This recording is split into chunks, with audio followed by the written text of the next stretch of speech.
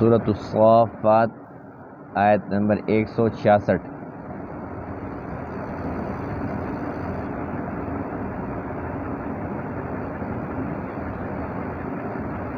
اعوذ باللہ من الشیطان الرجیم،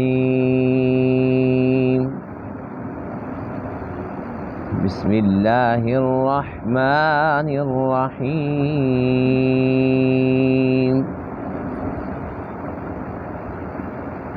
وَإِن كَانُوا لَيَقُولُونَ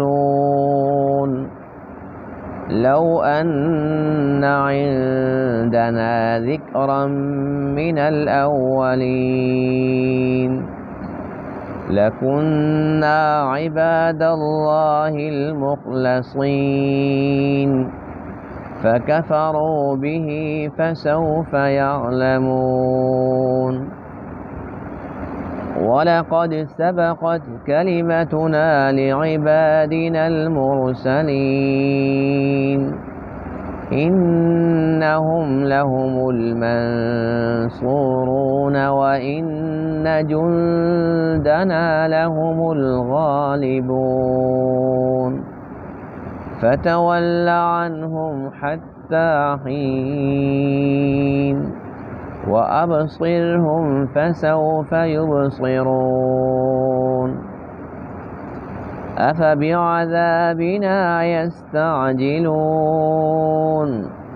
فَإِذَا نَزَلَ بِسَاحَتِهِمْ فَسَاءَ صَبَاحُ الْمُنذَرِينَ وَتَوَلَّ عَنْهُمْ حَتَّى حِينٍ وَأَبْصِرْ فَسَوْفَ يُبْصِرُونَ سُبْحَانَ رَبِّكَ رَبِّ الْعِزَّةِ عَمَّا يَصِفُونَ وَسَلَامٌ عَلَى الْمُرْسَلِينَ وَالْحَمْدُ لِلَّهِ رَبِّ الْعَالَمِينَ۔ صدق اللہ العظیم۔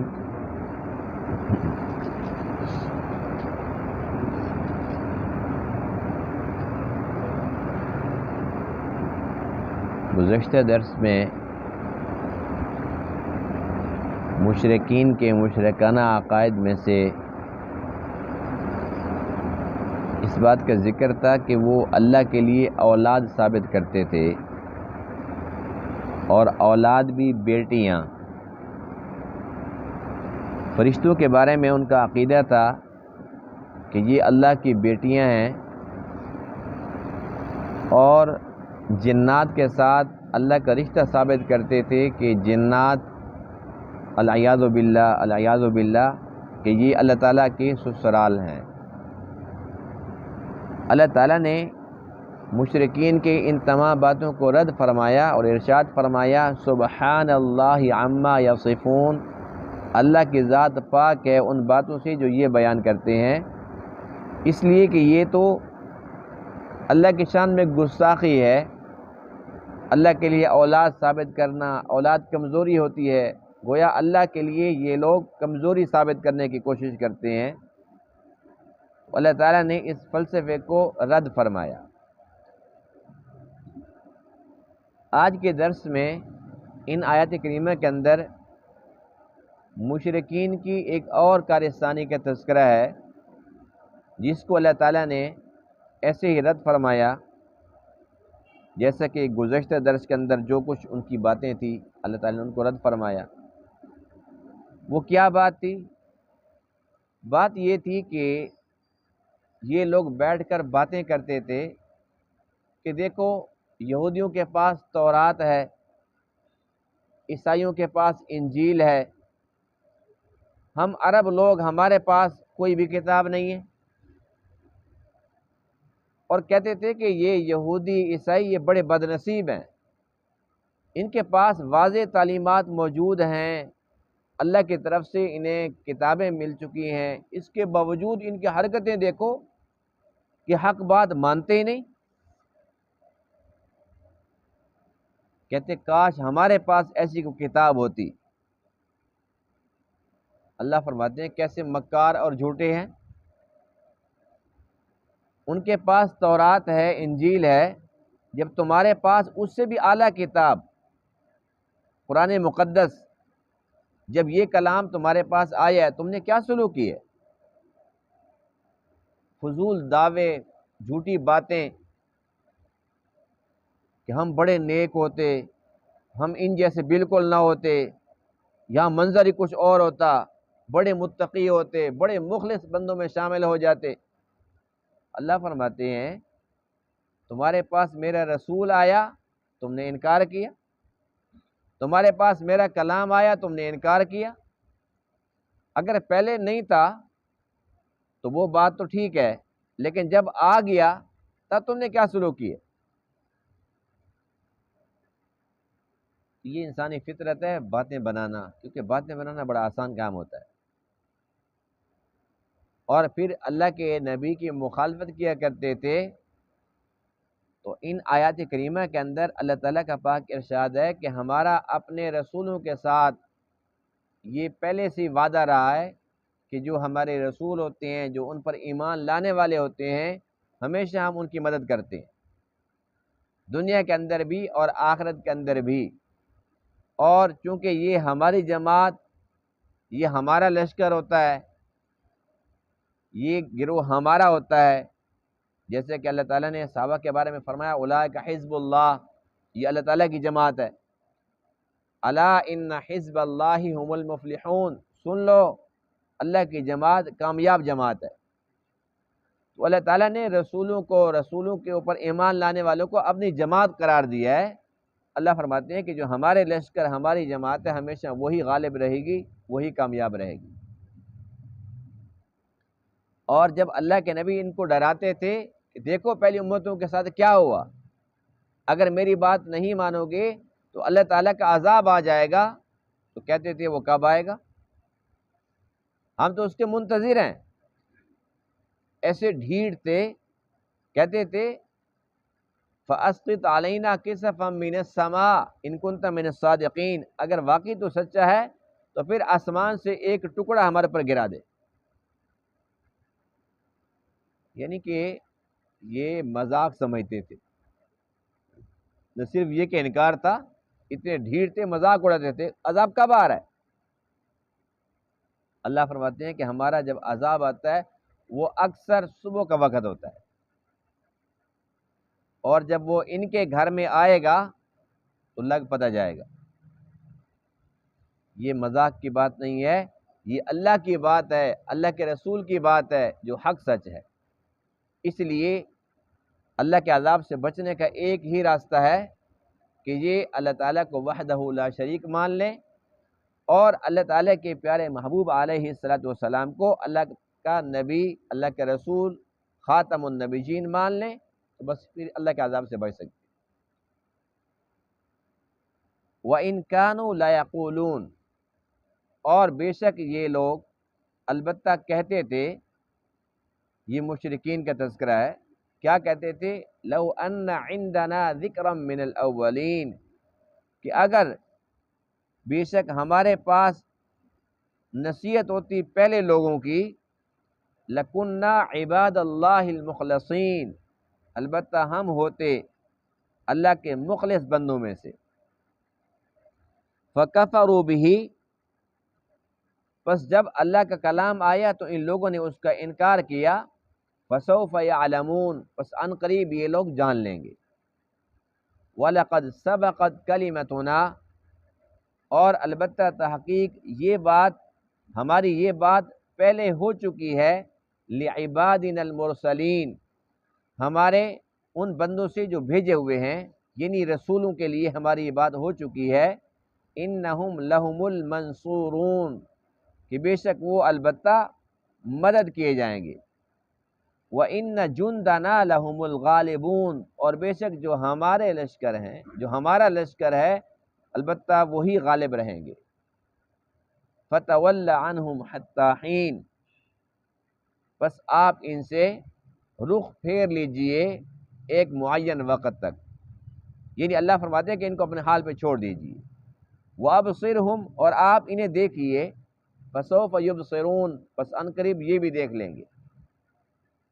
افبعذابنا یستعجلون، کیا پس ہمارے عذاب کے اندر جلدی کرتے ہیں، خود اللہ کا عذاب مانگتے ہیں، کب آئے گا؟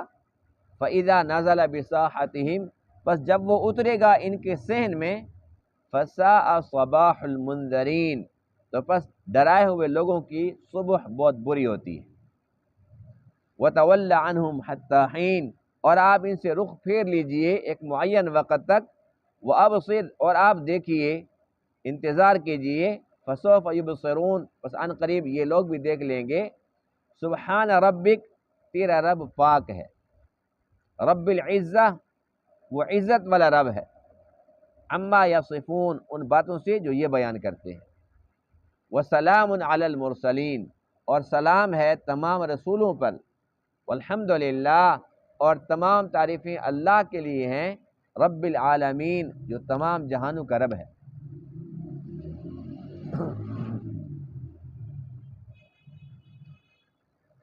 جیسے مشرکین مکہ نے یہ کہا کہ کاش ہمارے پاس بھی کوئی ایسی نصیحت کی بات ہوتی، ہمارے پاس بھی ایسی کوئی کتاب ہوتی جیسے یہودیوں کے پاس ہے، عیسائیوں کے پاس ہے، تو ہم اللہ کے مخلص بندوں میں شامل ہو جاتے، ہم بڑے نیک متقی پارسا ہوتے، ہمارے پاس تو کچھ ہے ہی نہیں۔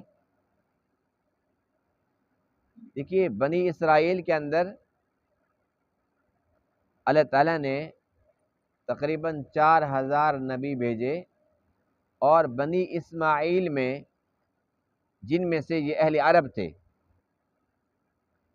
تو یہ اسماعیل علیہ السلام کے بعد سے پورا زمانہ جتنا یہ دورانیہ ہے، اس دوران ان کے پاس چونکہ کوئی نبی نہیں آیا، ان کے پاس کوئی کتاب نہیں آئی، کوئی تعلیمات نہیں تھی، یہی وجہ کہ ان کو امی کہا جاتا تھا، لکھنا پڑھنا نہیں جانتے تھے، لیکن ویسے بڑے ذہین تھے۔ اور آج صورتحال یہ ہے کہ ہم جو پڑھے لکھے لوگ ہیں، ہمارا حال یہ ہے کہ اگر ہم سے کوئی چھوٹی سی بات پوچھے، جی اتنے اگر ہوں اتنے کو اتنے پہ تقسیم کرو، تو ہم فوراً موبائل جیب سے نکالتے ہیں۔ ایسی بات کہ نہیں ہے، یعنی ہماری تعلیم جو ہے وہ موبائل کے اندر وہ قید ہو گئی ہے۔ ہم نے تقسیم، جمع، تفریق جو ہم نے کرنا ہو تو موبائل سے پوچھتے ہیں، کیلکولیٹر سے پوچھتے ہیں، اس کے علاوہ ہمارے پاس اور کچھ نہیں ہے۔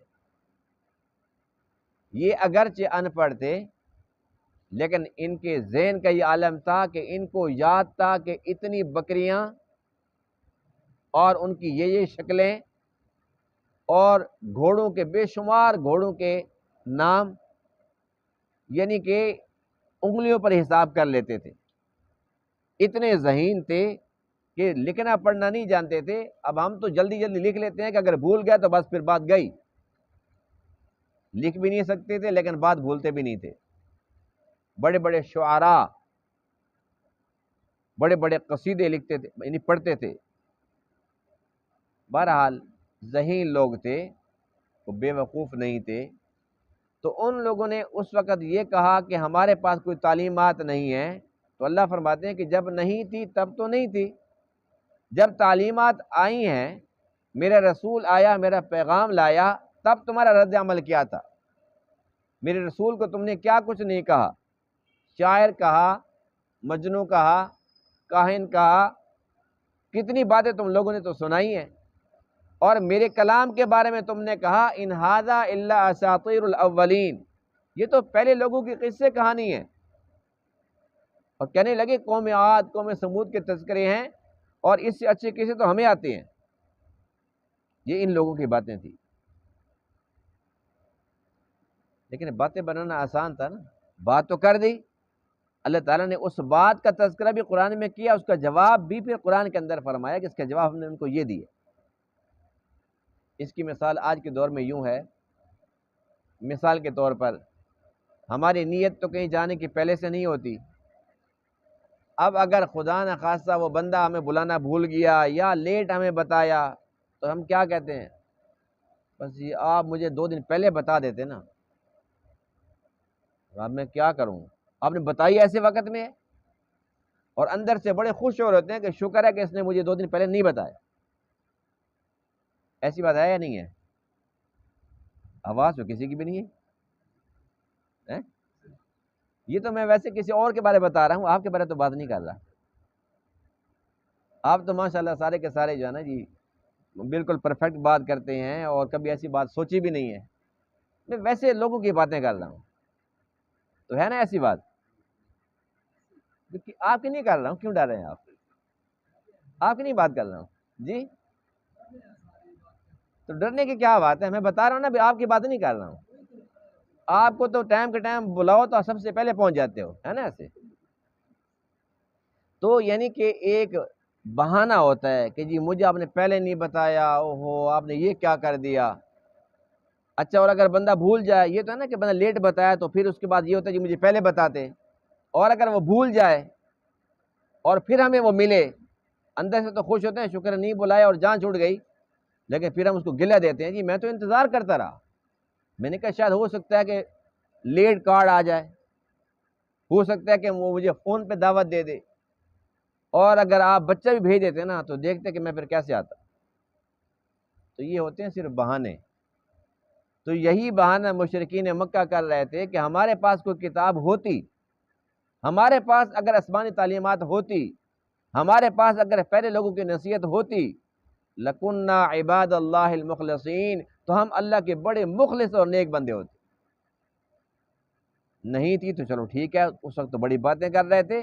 اللہ فرماتے ہیں کہ چلو اب تو بات آ گئی ہے، اب آؤ کرو عمل۔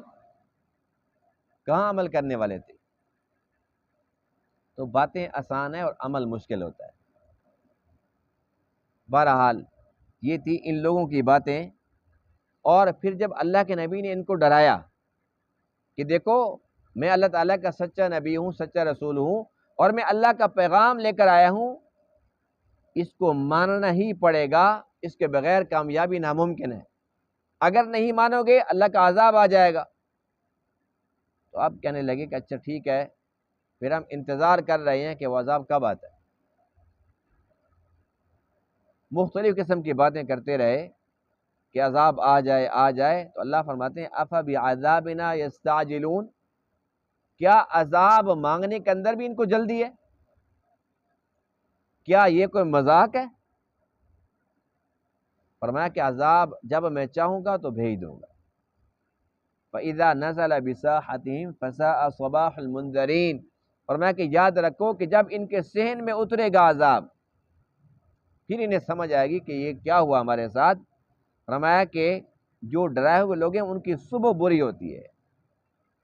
اچھا ایسا ہے کہ اکثر امتوں پر جب اللہ کا عذاب آیا تو وہ صبح کا ٹائم آیا، جیسا کہ قوم لوط کے بارے میں قرآن کہتا ہے ان موعدہم الصبح الیس الصبح بقریب، کہ ان کے جو وعدے کا وقت ہے وہ صبح کا وقت ہے، اور کیا صبح قریب نہیں ہے؟ رات کے وقت اللہ نے لوط علیہ السلام کو حکم دیا فَأَسْرِ بِأَهْلِكَ بِقِطْعٍ مِّنَ اللَّيْلِ، رات کے وقت یہاں سے چل پڑو، آپ یہاں سے چلے جائیں، اپنے گھر والوں کو بھی یہاں سے لے جائیں۔ فرمایا کہ پھر ہم ان کے اوپر عذاب بھیجیں گے۔ تو عذاب کس وقت آیا تھا؟ صبح کے وقت آیا تھا۔ اسی طریقے سے حضور علیہ السلام نے جب یہودیوں پر چڑھائی کی خیبر کے اندر، تو یہ بھی صبح کا وقت تھا، اور صبح صبح اپنا ناشتہ واشتہ کر کے کھا پی کے اور اپنی کسیاں وغیرہ لے کے اور کاشتکاری کے لیے وہ نکل رہے تھے۔ اچانک دیکھا اللہ کے نبی صحابہ کے ساتھ وہاں پہنچ گئے تو یہ ڈر گئے اور بھاگے گھروں کے اندر کہ یہ کیا ہوا ہمارے ساتھ۔ تو حدیث پاک میں اللہ کے نبی فرماتے ہیں کہ خیبر خراب ہو گیا، تباہ ہو گیا۔ پھر تباہ ہوا کہ نہیں ہوا؟ کون سا وقت تھا؟ صبح کا وقت تھا۔ تو اللہ تعالیٰ نے مشرکین مکہ کو بھی ڈرایا کہ تم اللہ تعالیٰ سے اللہ کا عذاب مانگتے ہو تو وہ جب آئے گا صبح کے وقت آ جائے گا۔ اب ان باتوں سے یہ بات بھی آپ کو سمجھ آ گئی ہوگی کہ الحمدللہ پچھلے سال اسی مئی کے مہینے کے اندر الحمدللہ جب انڈیا کو ہم نے سبق پڑھایا تو کون سا وقت تھا؟ صبح کا وقت۔ تو اللہ کا شکر ادا کرتے ہیں کہ ہم جتنے بھی کمزور ہیں الحمدللہ ایمان تو ہے نا، اور ہماری فوج جو ہے وہ ہمارا فخر ہے الحمدللہ۔ یقین جانیں کہ مشکل ڈیوٹیاں جب وہ دیتے ہیں نا ہم اس کا تصور بھی نہیں کر سکتے۔ اور ہم جس شہادت کا تذکرہ کرتے رہتے ہیں الحمدللہ اس کے لیے وہ ہر وقت تیار رہتے ہیں، ان کا جذبہ ہے۔ ہم اگر نعرہ لگاتے ہیں نعرہ تکبیر، اور ایک ہماری فوج لگاتی ہے، اس میں زمین آسمان کا فرق ہے۔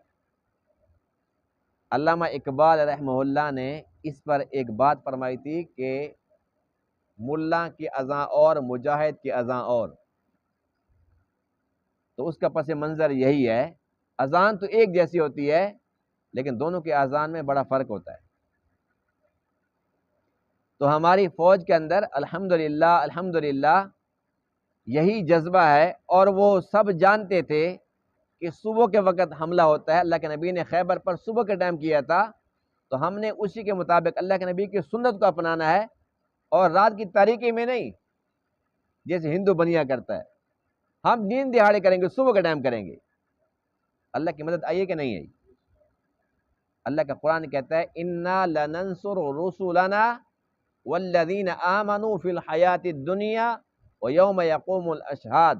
ہمارا وعدہ ہے کہ ہم اپنے رسولوں کی مدد کریں گے اور ایمان والوں کی مدد کریں گے، دنیا کے اندر بھی کریں گے، وَيَوْمَ يَقُومُ الْأَشْهَادُ، جس دن گواہ کھڑے ہوں گے، حاضر ہوں گے قیامت کے دن۔